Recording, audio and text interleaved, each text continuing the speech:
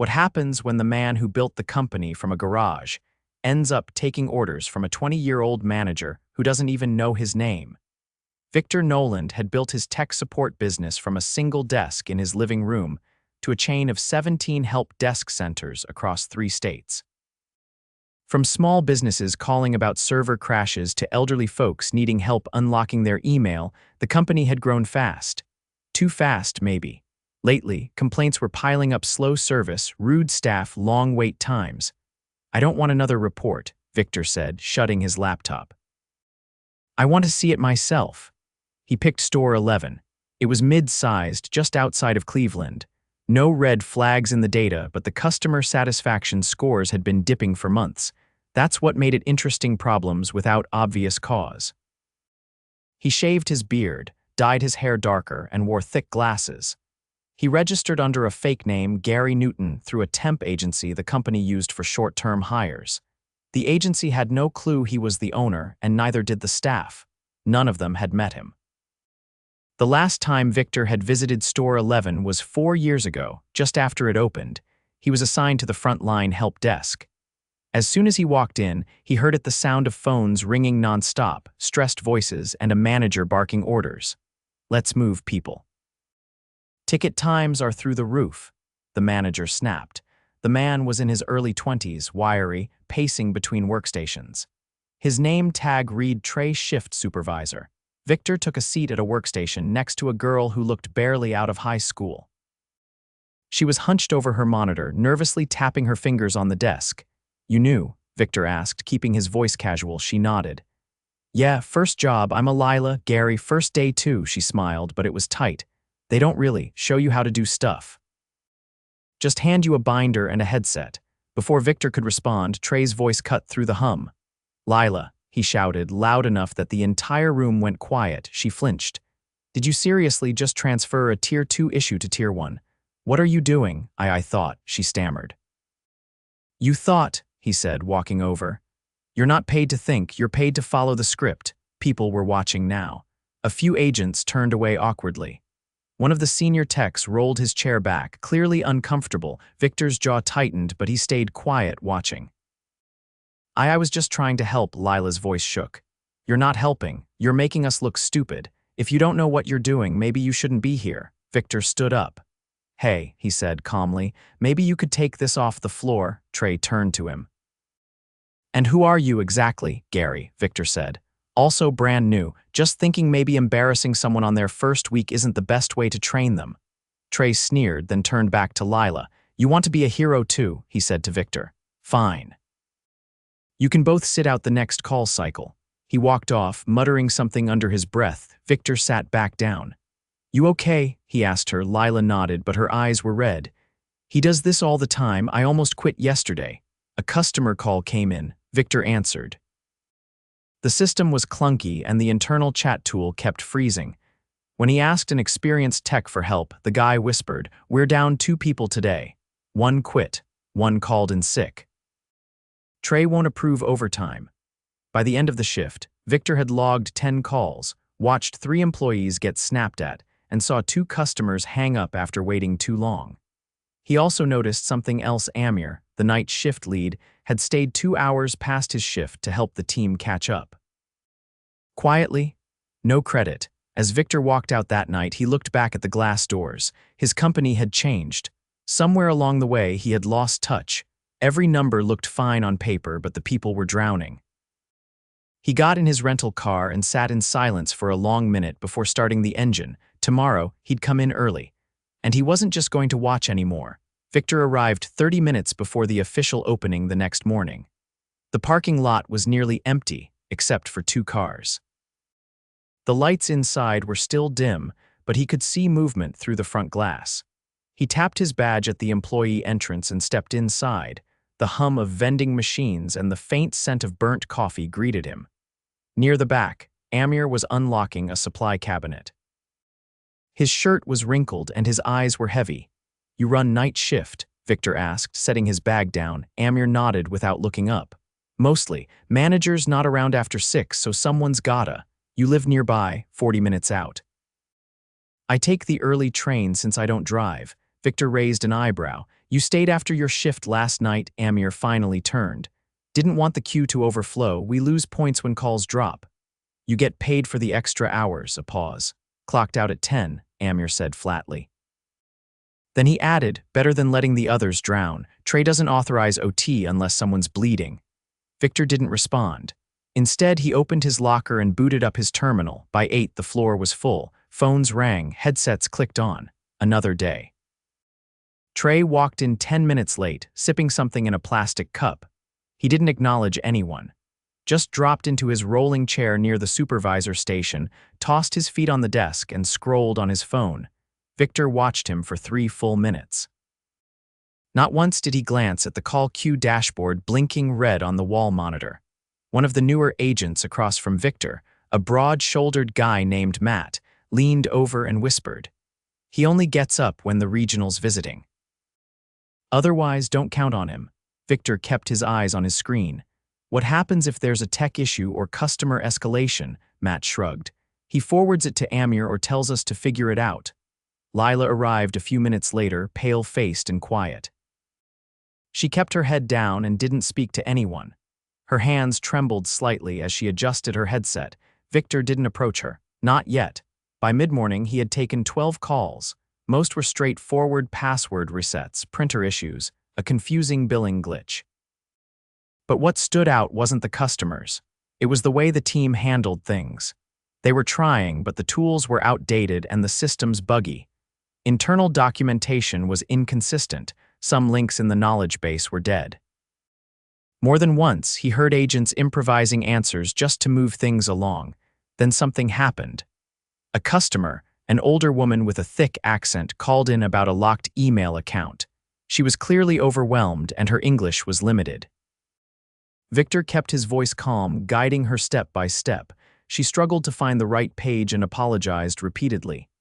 Sorry, I not understand, I try." "It's okay," Victor said gently. "Take your time." "You're doing just fine." He was halfway through the reset process when Trey's voice cut in over his shoulder. "Are you still on that call?" Victor didn't turn. "Yes, she needs help unlocking her account. She's milking your time," Trey interrupted. "Wrap it." "You've been on that call for 10 minutes. Victor muted the line. "She's not milking anything. She's not paying extra for you to babysit her. You've got a queue behind you. Move." Victor stared at him. "Seriously," Trey crossed his arms. "Seriously. This isn't a charity hotline." Victor unmuted the call. "Ma'am, I'll help you finish this. Just a few more steps, okay?" When the call ended, Victor turned back to Trey. "That's the tone you use with customers." Trey's expression flattened. "You're not here to evaluate me. You're here to follow instructions. I thought we were here to help people. Not if it tanks our numbers." Victor opened his mouth, but a voice behind him interrupted. "Hey, Trey." It was Kayla, a senior rep with tight curls and a tired voice. "The billing system's throwing error codes again. Can we escalate to back end?" Trey didn't even glance up. "Tell them to try again later," Kayla blinked. "But they're mid-payment. If it double charges, then it double charges." She stared at him. "You serious? You want to fix the code yourself, be my guest." She walked away without another word. By lunchtime, the tension on the floor was thick. Conversations were hushed. A few agents took their breaks in silence at their desks. Victor headed to the break room. It was cramped with 2 vending machines, a stained microwave, and 1 flickering overhead light. Lila was sitting alone at the corner table, her sandwich untouched. He sat across from her. "You holding up?" She looked up, startled, then nodded quickly. "This place always like this," she hesitated. "Some days worse, depends if Trey's in a mood." "You ever report it?" She looked away. "What's the point? He's tight with the area director, said if we don't like it, there's always someone else who'll take the job." Victor leaned back. "You believe that?" She finally met his eyes. "I don't know what to believe anymore." Matt walked in then, holding 2 paper cups. He handed one to Lila and took the chair beside her. "You see what he said to Kayla?" Matt asked. "Unreal. I swear if she quits, this place falls apart." "Has anyone ever gone to HR?" Victor asked. "HR is Trey's cousin," Matt said flatly. "They don't exactly rush to intervene." Victor didn't reply. He already had enough. Back on the floor, a new issue surfaced. A mother called in frantic. Her teenage son had locked himself out of his school account, and his final project was due that afternoon. She was panicked, speaking rapidly, nearly in tears. Victor flagged Amir. "Can we expedite a credential reset?" Amir nodded. "Yeah. But it needs supervisor approval." They both turned to Trey, who was playing a game on his phone. "Need a fast-track reset," Amir said. Trey didn't look up. "Tell them to file a support ticket. It's a school account. Kid's deadline is in 2 hours, and I've got lunch in 10 minutes. File the ticket." Victor's voice was calm. "We can approve it now, you just have to click one button." Trey finally looked up. "You don't tell me how to run my floor." Victor stepped closer. "Then maybe you shouldn't be running it." Trey stood. "You got something to say?" Amir moved between them. "Let's not do this here." "No," Victor said. "Let's do it exactly here." He reached into his pocket and pulled out his real ID badge, the one with his full name and title. Trey's jaw froze as he read the name. Victor didn't raise his voice. "You're done here. Clean out your desk." Trey blinked. "Wait, what? You're not being reprimanded. You're being terminated immediately." "You can't." "I can, and I just did." Trey's voice cracked. "You don't know what it's like running this place." "You sit in some office. I've been at that desk for 2 days," Victor said. "You don't get to lecture me on what I don't know." Trey didn't speak again. He walked to the back quietly, face burning. A few employees stood frozen, stunned. Others stared at their screens, pretending not to listen. Victor turned to Amir. "You're acting shift lead, effective now. Let's get that reset pushed through." Amir nodded once and moved fast. Victor looked around the room. Eyes met his. Not all, but enough. He raised his voice just enough to be heard. "This isn't how we treat each other." "Not anymore." No one clapped. No one cheered.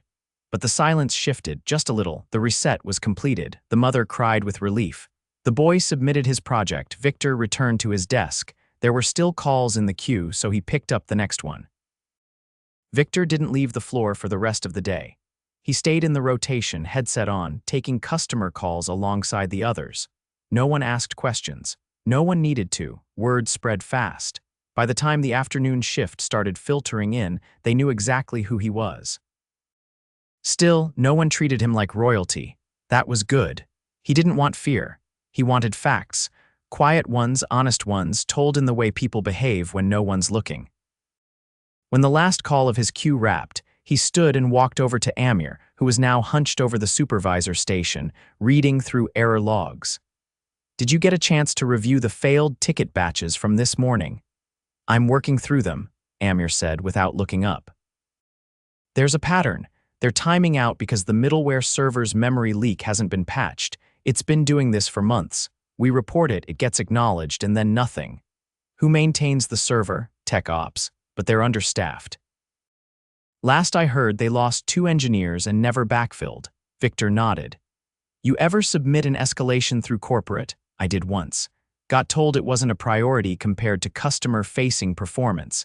Victor exhaled slowly. "That's going to change." He turned and walked toward the break room where Kayla was refilling her water bottle. Her posture was tight, but her eyes tracked him as he approached. "You free for 5 minutes?" "I guess I am now." They stepped into the empty training room next door. Fluorescent lights buzzed overhead. "Thanks for standing up earlier," Victor said. "I saw what happened." Kayla crossed her arms. "You gonna ask me why I didn't report him months ago? I'm not here to interrogate you." She looked away, jaw tight. "Then what are you here to do?" "Fix it." Starting with listening. Kayla leaned against the wall. "There's nothing you haven't heard before." He cut corners, dodged work, took credit for things he didn't touch. Sometimes he'd send me to deal with escalations he didn't want to log. I stopped asking why. Just easier that way.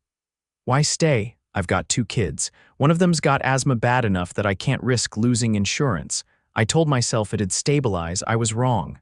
Victor nodded once. "You're not invisible here." "Not anymore." "Words are easy," she said, then walked out without waiting for a response. He didn't follow her. She'd said her piece. That was enough for now. By the end of the day shift, the call queue had dropped slightly, not because things were fixed, but because the agents were working harder than they should have been. Victor could see it on their faces, quiet fatigue, the kind that stacks without rest. He pulled up the floor report from the past 2 months. It confirmed what he suspected: no one had taken more than a single day off in over 6 weeks. Requests were being denied or deferred. A policy buried in their scheduling software gave supervisors authority to override time-off requests during peak periods. Trey had marked every week as peak. He called Amir over. Start reviewing every denied leave request since mid-May. Flag anything that was overridden. You want me to approve them all, not if it'll crash the schedule, but if it was denied without cause, we're going to fix that, even if it's retroactive. Amir nodded. Understood. Victor closed his laptop and looked out across the floor. He didn't need to say anything else. He could see what this place needed. Accountability, yes, but also air. These people had been clenching their jaws for too long, just waiting to be heard. He left the building just after 7, long after the sun had dipped behind the skyline. No speeches. No ceremony. The next morning he returned wearing his real name badge, no disguise, no fake name. Just Victor Noland, owner, walking through the front doors of Store 11. He didn't go straight to the floor. Instead, he headed to the second-floor conference room, where Amir had already laid out a stack of internal memos, shift reports, and flagged incident logs. A few pages were marked in red. Victor read them in silence. One line stood out: an employee evaluation note written by Trey 3 weeks earlier. Lila lacks initiative, shows visible anxiety on calls, potential liability. He set the page down. Get her in here, he said. Amir hesitated. She's on a call. When she's done, bring her. 10 minutes later, Lila entered the room slowly, her hands clasped in front of her. She didn't sit until Victor gestured to the chair across from him. You're not in trouble, he said. She didn't speak. I read your file. Trey had a lot of opinions. None of them matched what I saw this week. Lila blinked. Oh, I want to ask you something, and I want the direct answer. Do you want to stay here? She looked down. I don't know. That's fair. He slid a folder toward her. This is a revised training plan. You'll be paired with Kayla for mentorship. No more binders. Actual shadowing, real feedback. And I'm authorizing 3 paid mental health leave days if you'd rather step back before deciding. Her eyes filled, but she didn't cry. Why? Because no one should have to recover from their first job. She nodded once, then left the room, still silent but taller. Victor turned to Amir. Next, they went down the list. Matt, who'd been passed over for a lead role despite outperforming others in his cohort. Kayla, who'd been quietly holding the team together for months. Even the quietest agents had stories, like Ren, who'd been denied ergonomic equipment despite a note from his doctor. Victor listened to everyone.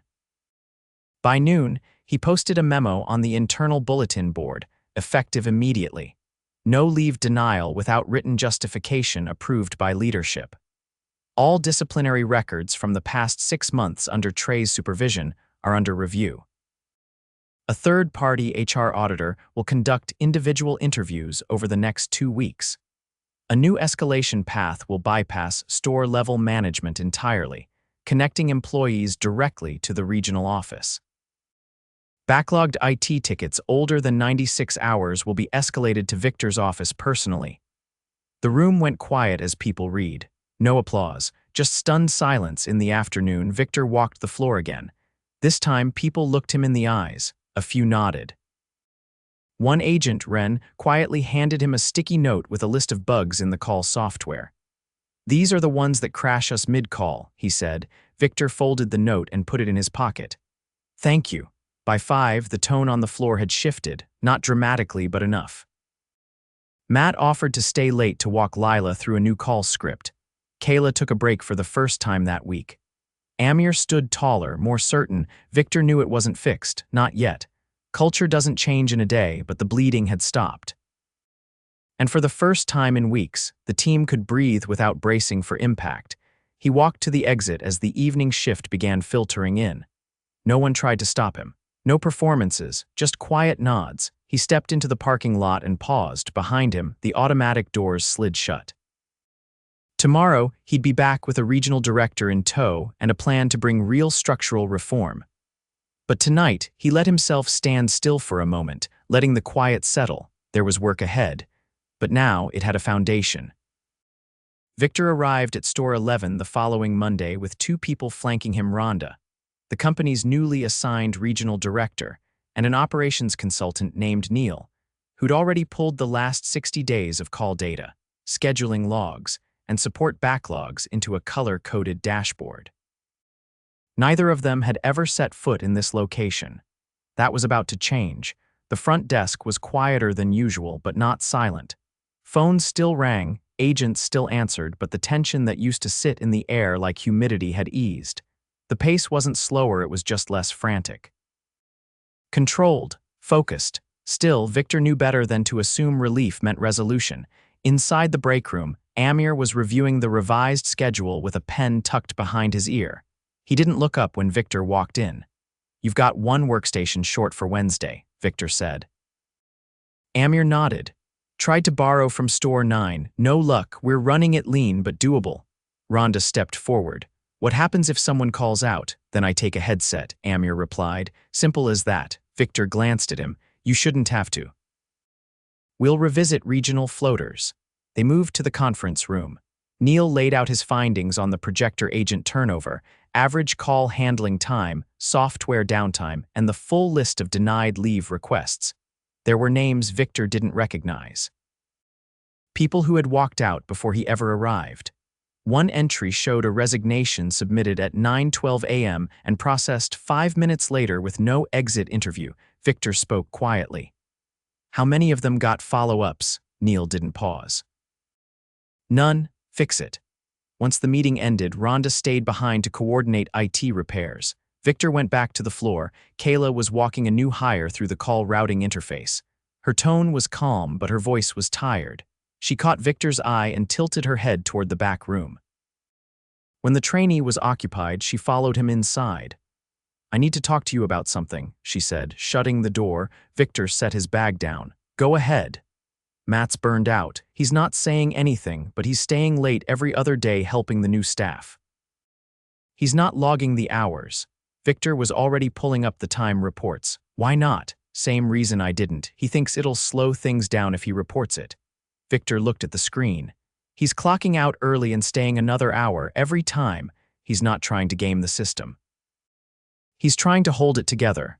Then we're going to stop making him choose between doing the right thing and getting paid." He pulled a form from the cabinet and started filling it out. "What's that?" Kayla asked. "Back pay authorization." "And a transition plan." "For what?" "I'm promoting him. He's going to be your assistant team lead. You shouldn't be carrying all this alone either." Kayla leaned against the wall. "He's not going to believe it."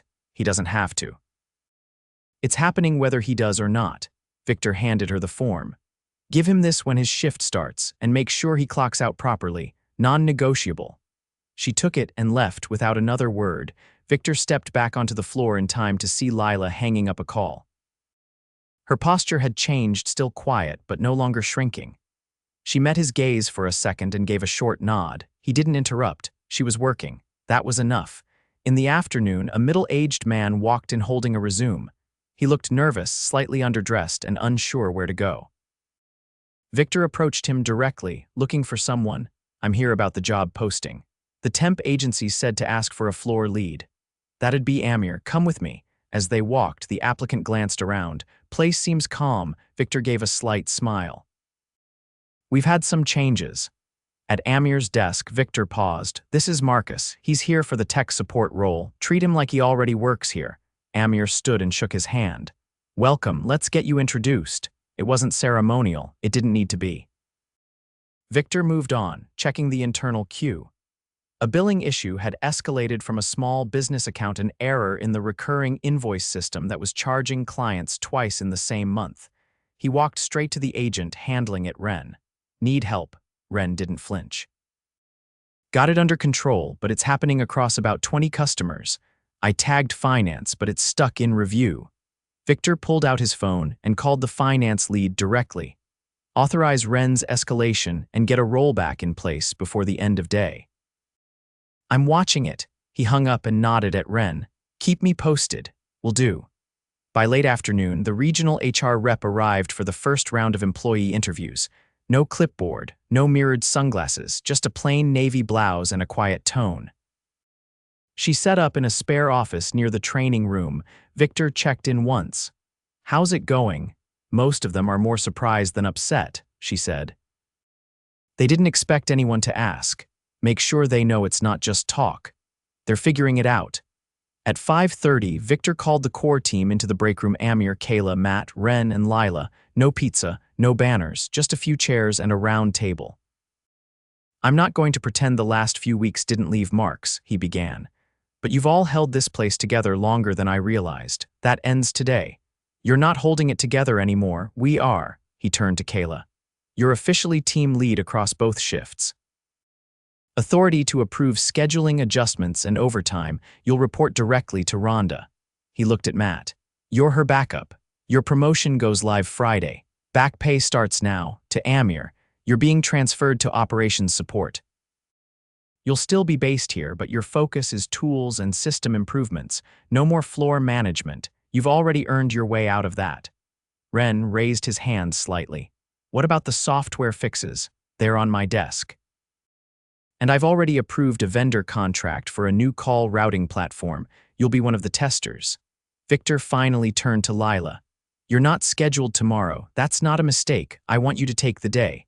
If you decide to keep going, we'll have a spot held open, with a real mentor. And a path forward. She didn't speak, just nodded once. Victor leaned back in his chair. This isn't a thank you, this is a reset. And from here on, we earn your trust back one decision at a time, no shortcuts. The room was quiet, no applause. Just the sound of shoes shifting on tile and one deep breath from the corner. When they left the room, the floor was already cleaner. Not physically, just lighter. That night, Victor sat in his hotel room and opened the message thread Rhonda had started with the other regional leads. He typed slowly. Store 11 is back in motion. I need you all to find your own 11s. I'm not asking. I'm telling you, get on the ground, find the cracks, and fix them. He hit send, then he stood stretched and packed his laptop. Tomorrow he'd fly home. But this time, he wasn't returning to the office to read dashboards. He was going to change the system that let this happen in the first place, and he wasn't going to do it from behind a desk.